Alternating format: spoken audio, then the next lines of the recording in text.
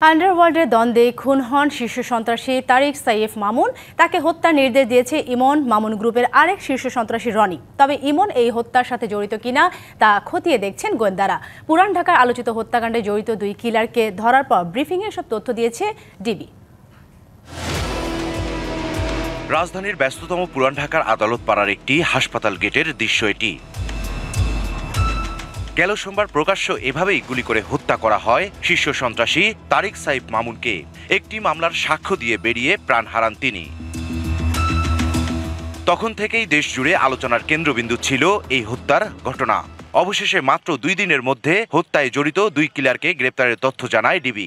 সংস্থাটির প্রধান জানান, হত্যার জন্য মাত্র 2 লাখ টাকায় তাদের ভাড়া করেন মামুনের এক সময়ের সহযোগী রনি। 2 লাখ টাকা পে করছে, তার ভিতর থেকে 1,53,000 সামথিং টাকা আমরা উদ্ধার করেছি, যা আসামি ফারুক ও রবিনকে সন্ত্রাসী রনি হত্যাকাণ্ডের পারিশ্রমিক হিসেবে প্রদান করে। মামুন হত্যার ঘটনায় মোট 5 জনকে আটক করা হয়েছে। এই হত্যার ঘটনায় এখন পর্যন্ত 9 জনের সংশ্লিষ্টতা পেয়েছে গোয়েন্দা পুলিশ। ঘটনার আগের রাতে মিরপুরে রনির বাসায় হয় হত্যার পরিকল্পনা।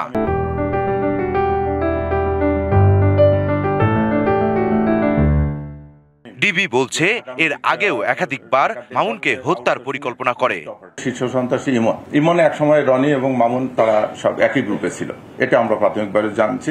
এখন আমরা তাদেরকে ধরে নিয়ে এসেছি, এটা আন্ডার ইনভেস্টিগেশন।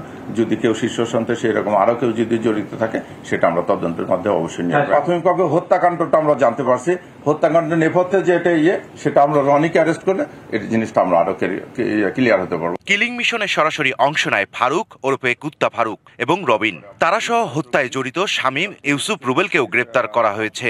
26 ঘন্টার ভিতরে আমরা সন্ত্রাসীদেরকে 5ই আগস্টের পট পরিবর্তনের পর যেসব শীর্ষ সন্ত্রাসী জামিন পেয়ে বেশ কিছু অপকর্ম করেছে, তাদের বিষয়েও ডিবি তৎপর রয়েছে বলে জানানো হয়েছে।